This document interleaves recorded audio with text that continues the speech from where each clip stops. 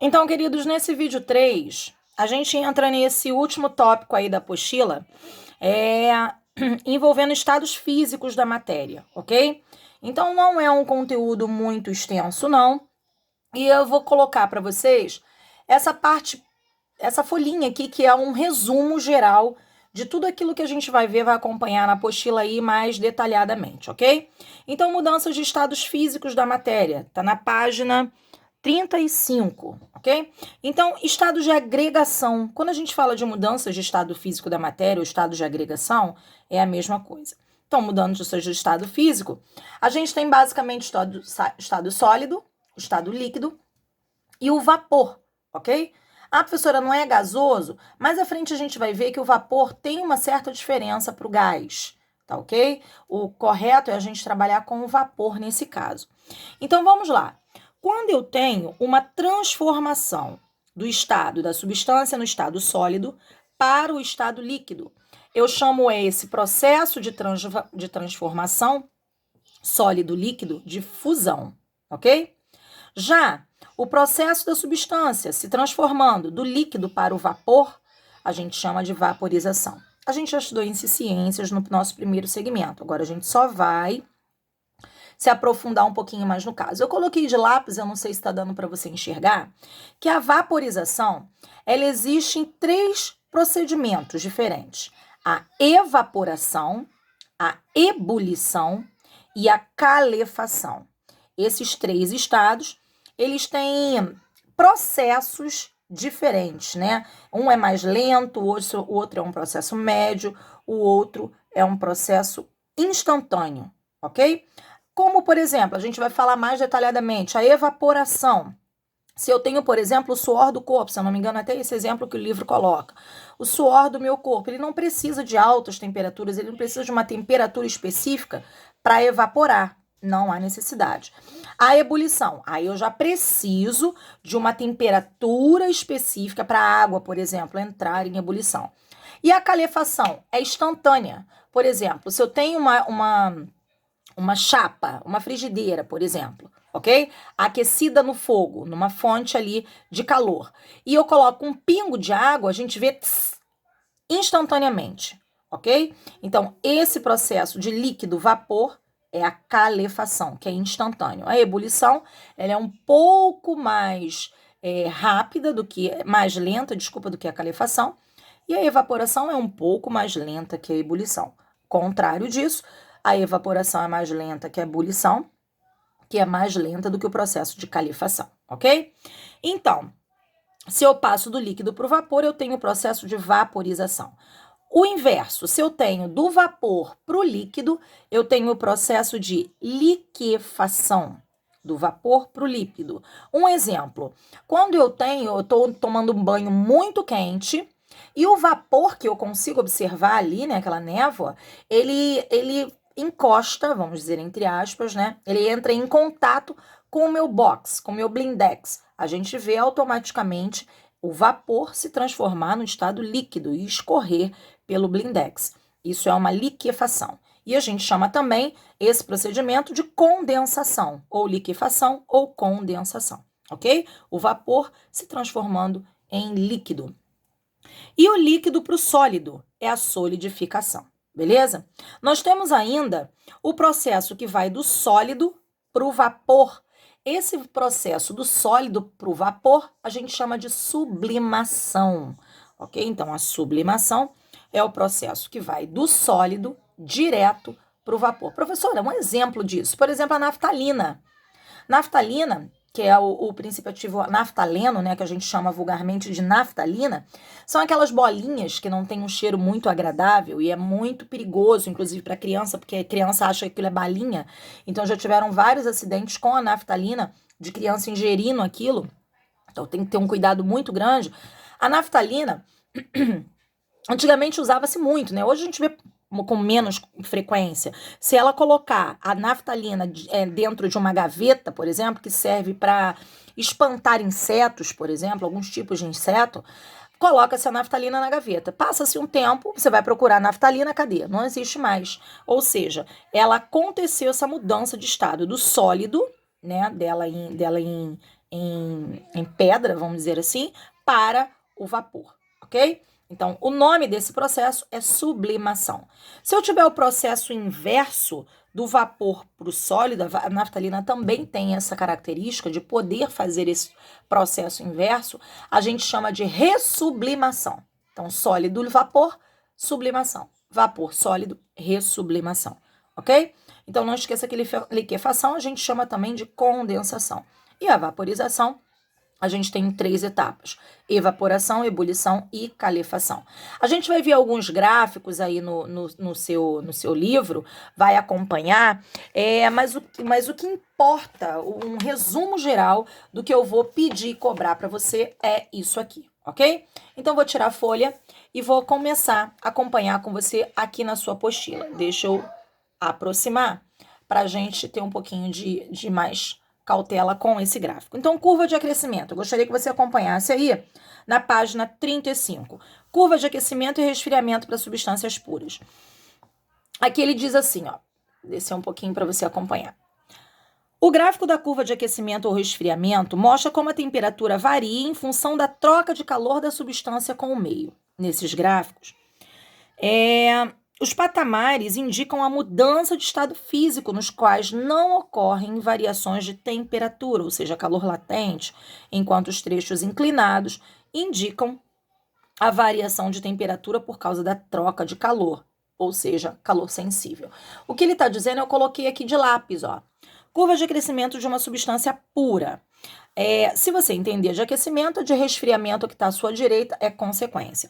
O que ele disse? A inclinada seria calor sensível, a reta, né, seria o calor latente. O que eu quero dizer com isso? Vamos decifrar o que ele está falando. Você está vendo que esse gráfico é quantidade de calor por temperatura? Então, se eu perceber aqui, ó, nesse trecho aqui, inclinado, que eu chamei de QS, é bom que você coloque aí na sua apostila também, você percebe que a quantidade de calor está sendo fornecida, né? Em todo momento a quantidade de calor está sendo fornecida. Você vê que o gráfico, ele nunca para aqui na quantidade de calor. Já em determinado momento, ó, a temperatura ela estagna. Então, a quantidade de calor, eu estou fornecendo quantidade de calor, e o que está acontecendo aqui? A substância continua sólida. Ela continua sólida. Deixa eu pegar meu lápis aqui, desapareceu. Deixa eu ver um outro aqui para eu ir apontando aqui para você. Então, aqui ela continua sólida. Você tá vendo que o estado dela aqui não muda. Quando chega aqui, o que acontece? A temperatura ela não varia, tá vendo? A temperatura é a mesma desse ponto até esse ponto, ó. A temperatura é a mesma, mas ele continua fornecendo calor. Essa quantidade de calor que ele forneceu nesse trecho aqui, ó, onde limita o meu dedo, já que a temperatura não mudou, ele é o calor, quantidade de calor latente. Já nesse trecho, você vê que a temperatura foi alterando, né? A temperatura mudou. Então, quantidade de calor sensível. E aqui, da mesma forma, a quantidade de calor, a temperatura foi aumentando e a temperatura, consequentemente, aumentando. Então, nesse trecho aqui, a gente tem a substância no estado líquido, quantidade de calor sensível. Desse trecho para cá, a gente chama de vaporização, né? Do líquido para o gasoso. Aqui, a quantidade de calor continua, mas a temperatura, ela não variou. Então, vaporização. Já aqui, voltamos à quantidade de calor sensível, por quê? Porque a temperatura foi aumentando, ok? Então, se a temperatura variou, quantidade de calor sensível. Temperatura não variou, continua a mesma, quantidade de calor latente. Temperatura variando, repare, ó, que a temperatura, se eu for mudando os pontos do gráfico, a minha temperatura vai aumentando. Quantidade de calor sensível. Temperatura aqui constante o tempo inteiro, do início até o final. Quantidade de calor latente. Da mesma forma aqui, quantidade de calor sensível. Essa é uma curva de aquecimento. E, por sua vez, aqui nós temos a curva de resfriamento, ok? Lembrando que condensação e liquefação é a mesma coisa. Beleza, galera?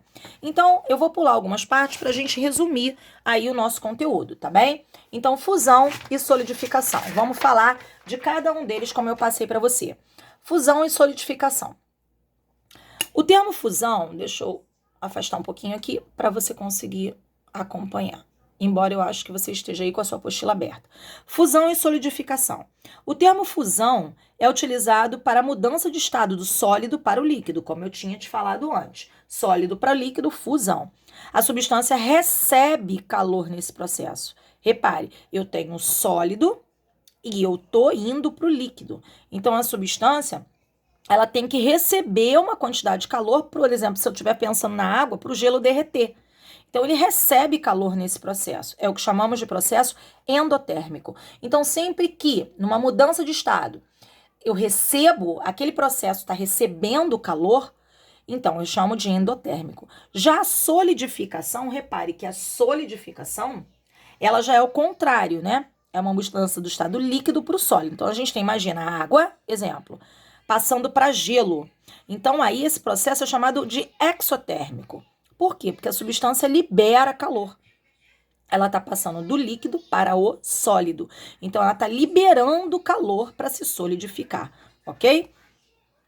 Na fusão, encontramos dois casos em relação ao volume da substância, o caso geral e o caso anômalo. O aumento do volume durante a fusão e o caso anômalo, a redução do volume durante a fusão. A gente tem em caso anômalo aqui, um exemplo clássico é a água.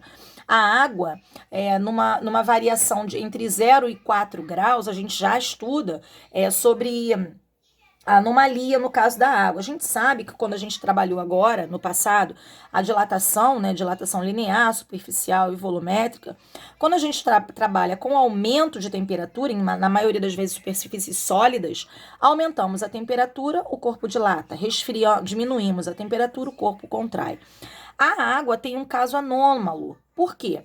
Quando eu estou nesse limite entre 0 e 4 graus, ou seja, de 0 até 4, eu estou aumentando a temperatura. Se eu aumento a temperatura da água em específico, se eu estou aumentando a temperatura, o ideal era o quê? Se a gente estivesse falando de outras substâncias. Aumentou a temperatura, o corpo dilata, mas na água não. Aumentou a temperatura entre 0 e 4 graus, o corpo contrai. Se eu diminuir a temperatura de 4 para 0 graus, ao invés do corpo contrair, é o contrário, o corpo dilata. Exemplo prático disso. Você tem uma garrafa com água, se você encher essa garrafa até a boca, transbordando de água, você coloca ela no congelador com a intenção, obviamente, de congelá-la. Quando ela chega no processo entre 4 e 0 grau, para o processo de congelamento, ao invés dessa água contrair, essa água vai dilatar. É o processo anômalo. E provavelmente o que vai acontecer se você colocou essa água até a boca da garrafa? Ela vai querer espaço para se dilatar e ela não vai ter. Então ela vai provavelmente estourar essa garrafa. Tudo bem? A gente não precisa entrar em detalhes sobre isso, não. O que eu preciso que você saiba é justamente isso. Aqui na página 36 e 37, a gente tem algumas substâncias que aumentam o volume com a fusão e substâncias que diminuem o volume com a fusão. É bom que você dê uma lidinha aí, tá bom? Eu quero passar para você para vaporização e liquefação. Então, a mudança de estado físico do estado líquido, para o gasoso, então líquido para vapor, para gasoso, denomina-se vaporização, é denominada vaporização. Deixa eu botar aqui na reta para você ver. Já a mudança do estado gasoso para o líquido é denominada liquefação, ok? Ou condensação, como eu já falei para você. Então, líquido, gasoso, vaporização. Gasoso, líquido, liquefação. A vaporização é um processo endotérmico, como a gente tinha falado anteriormente. Recebe calor, enquanto a liquefação é um processo exotérmico, ou seja, ela libera calor. Aí nós temos os 3 processos de vaporização, como eu tinha falado para vocês naquela folhinha que eu fiz. O primeiro é a evaporação, depois nós temos a ebulição e depois a calefação. O primeiro é a evaporação, como eu já tinha falado para vocês. O processo de vaporização ele é lento e pode ocorrer em qualquer temperatura, mesmo em temperaturas baixas. Ele ocorre por causa das partículas mais energéticas que acabam escapando do líquido, vencendo a resistência imposta pela pressão externa. Como as partículas que escapam são as de maior energia e as que ficam possuem menor energia, o corpo tende a esfriar enquanto o líquido evapora. Assim, o processo de evaporação, desculpa, funciona como um resfriamento. E aí eu quero que você sublinhe essa parte. O corpo humano utiliza a evaporação como sua principal forma de liberação de calor, com o objetivo de resfriar o corpo, ok? Então, parte mais importante desse texto, a inicial e a final. O processo de evaporação, é lento e pode ocorrer em qualquer temperatura, mesmo em temperaturas extremamente baixas, ok? Esse é o evaporação. Depois nós partimos para o processo de ebulição. Aí eu passo lá para a página 40. Olha o processo de ebulição. No processo de ebulição, a quantidade de energia na transição entre os estados líquido e vapor é moderada. Já é diferente lá da frente da evaporação, né? A evaporação era muito lenta e não precisava de altas temperaturas para acontecer. Já que na ebulição, não. É um processo, a quantidade de energia entre o estado líquido e vapor é moderada. A fonte de calor fornece energia ao líquido que vai aquecendo até a pressão de vapor igualar-se à pressão externa. Inicia-se, então, a transição do estado físico para o vapor. Diferente do processo de evaporação, olha aí a comparação, que ocorre em qualquer temperatura e apenas na superfície do líquido, não acontece à profundidade. Aquele primeiro processo que a gente viu, a evaporação, ela acontece simplesmente na superfície. Agora, a ebulição não. Ela acontece a uma certa temperatura, né? Como, por exemplo, quando a gente coloca uma quantidade de calor, a gente fornece calor a uma panela quando ela vai ao fogo com água, por exemplo, com essa substância. E ela acontece em uma determinada temperatura. Existe uma determinada temperatura para acontecer esse processo. Então, a temperatura ela vai aumentando até atingir esse nível. A temperatura em que ocorre a ebulição depende da pressão externa. Quanto maior a pressão externa, maior será a temperatura para se iniciar a ebulição. Nessa relação pode ser representada pelo diagrama mostrado a seguir. O que eu quero que você preste atenção aqui? Nós estamos a uma pressão, de 1 atm, né? A pressão ao nível do mar. A gente está a uma pressão de 1 atm. Quanto maior a altitude, e aí eu preciso que você tenha atenção que existe uma diferença entre a altura e a altitude. Quando eu falo a altura de um corpo, eu estou falando a distância entre dois pontos. Por exemplo, a minha altura é a distância da sola dos meus pés até o topo da minha cabeça, até o alto da minha cabeça. A distância entre dois pontos é a minha altura. É uma distância vertical.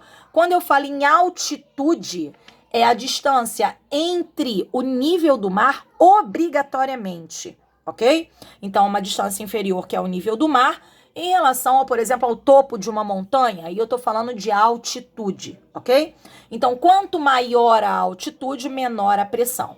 A gente tem aí situações que são curiosas, que na verdade não fazem parte do nosso conteúdo agora, que entra até na geografia física, que a cada 160 metros que a altitude aumenta, né, diminui-se em 1 grau Celsius a temperatura. Ok? Isso tudo tem uma relação. A gente sabe que em locais muito altos, que tem uma altitude muito grande, quando a gente vai para a serra, por exemplo, é um local que é mais frio, justamente por conta disso. A cada 160 metros de altitude, diminui-se em 1 grau Celsius a temperatura. Tá bom? Então, voltando aqui para onde nós paramos, na ebulição, é o segundo processo aí da nossa vaporização. Então, vamos passar agora para o nosso terceiro processo, que é a calefação, que é aquele instantâneo. Eu tenho uma chapa de metal e eu coloco aquecida, obviamente, eu forneço ali uma fonte de calor, que pode ser a boca de um fogão. Eu coloco, ou até se a gente estiver em altas temperaturas, como faz no Rio de Janeiro, a 40 graus Celsius, até de temperatura, sensação térmica mais do que isso. Se eu colocar uma chapa de ferro exposto ao sol, eu tenho também aquela chapa submetida a altas temperaturas. Se eu coloco um pingo de água nessa chapa, a gente percebe instantaneamente essa calefação, ok? Então, o que é a calefação? É um processo em que a transição entre os estados líquido e vapor é extremamente rápida. Podemos observar a calefação quando a pequena porção de água é jogada sobre uma chapa bem quente. A água sofre uma brusca mudança no estado líquido para o gasoso. Aí nós temos aqui uma figura, tá? Uma imagem que transmite aí essa sensação de calefação, né? Uma chapa colocando gotas de água nessa chapa e acontecendo o processo instantaneamente, quase que instantaneamente, ok? Na página 42, a gente fala da condensação ou liquefação, né? A condensação, deixa eu posicionar aqui para você. A condensação ocorre quando o vapor de água entra em contato com uma superfície de menor temperatura. O vapor perde energia para essa superfície, sendo levado a mudança de estado físico. As partículas que perderem energia aproximam-se, aumentando o grau de agregação e transformando o vapor em líquido. É comum sentirmos frio ao sair do box do banheiro após um banho quente, pois enquanto estamos dentro do box, o vapor ali presente se condensa ao entrar em contato com a nossa pele. Fizemos, inclusive, nos vídeos anteriores, um exercício falando sobre exatamente isso, né? A condensação e o aumento de temperatura da pele, quantidade de calor latente e quantidade de calor sensível, fornecendo-nos calor.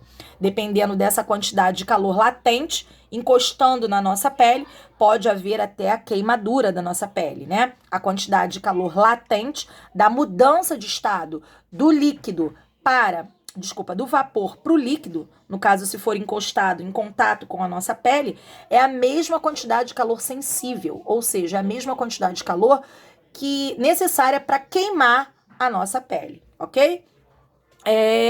Quando saímos do box, o processo se torna o contrário. As gotas de água em nossa pele tendem a evaporar, retirando, isso, claro, se for um processo espontâneo, retirando o calor, por isso a sensação de frio, ok?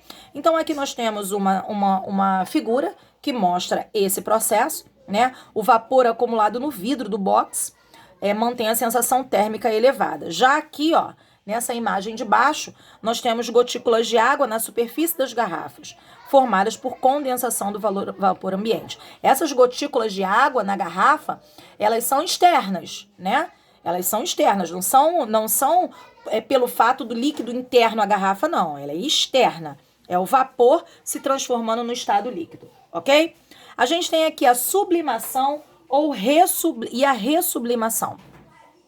Então, nós temos algumas substâncias, quando aquecidas sob determinada pressão, passam de sólidas para gasosas, bruscamente. Foi o caso da naftalina que eu falei para vocês.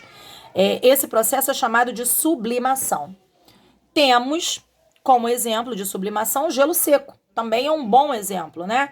Que a temperatura e a pressão ambiente passa do estado sólido para o gasoso. Todo mundo já viu pessoalmente ou já viu por imagem, vídeo, esse processo do gelo seco, né? Do estado sólido para o vapor direto, sem passar pelo líquido. Gelo seco nada mais é do que o dióxido de carbono, é um CO2, só que no estado sólido, ok? Então aqui nós temos o outro exemplo, que é o gelo seco sofrendo a sublimação. Outro exemplo é a substância que sofre sublimação em temperatura e pressão ambiente, é o naftaleno, como eu dei lá no início da aula o exemplo para você, tá? Naftaleno é comercialmente conhecido como naftalina, ok? Então, que são essas partículas brancas que também sofre esse processo bruscamente, né? De sólido para vapor. E a gente tem como experimento isso bem próximo da gente. Então, em cima do que eu expliquei para você agora, eu gostaria que você fizesse os exercícios, as atividades da página 46. Só que antes disso, eu quero te dar um bizu aqui dessa número 17, página 46, número 17, para a gente finalizar. Ele diz que o ponto triplo é um gráfico de pressão por temperatura. Você tá vendo aqui, ó, temperatura, deixa eu chegar um pouquinho para cima, ó, temperatura versus pressão, ok? É o ponto em que é possível ter as três fases, sólido, líquido e gasoso, em equilíbrio. Aí ele fala assim, ó, aqui o ponto triplo, tá vendo? É o T aqui do meu gráfico, ó. Nesse ponto aqui, a temperatura vai aumentando, a pressão vai aumentando. Nesse ponto triplo aqui, É possível, unicamente nesse ponto, é possível termos as três fases, o sólido, o líquido e o gasoso ao mesmo tempo.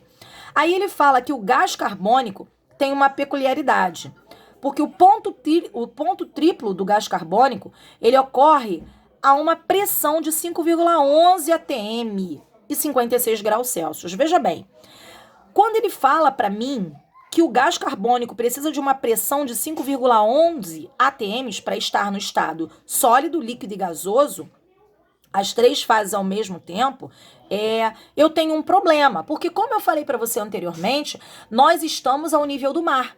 E ao nível do mar, nós estamos submetidos a uma pressão de 1 atm. Então, para eu ter uma pressão maior do que isso, eu não vou conseguir, né? Então, aí esse ponto triplo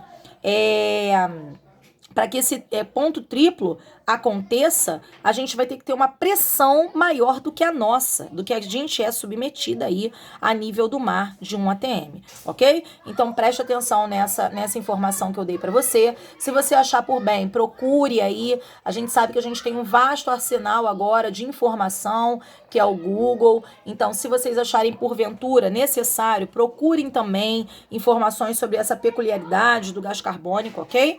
E aí eu peço que vocês façam, por gentileza, a página 46. Na sexta-feira, nós temos, vocês sabem bem, eu estou à disposição de vocês de 3 às 4, na verdade, de 3 da tarde às 3h40, 3h50. E eu fico ali à disposição de vocês. Caso vocês não tenham dúvidas, tudo bem.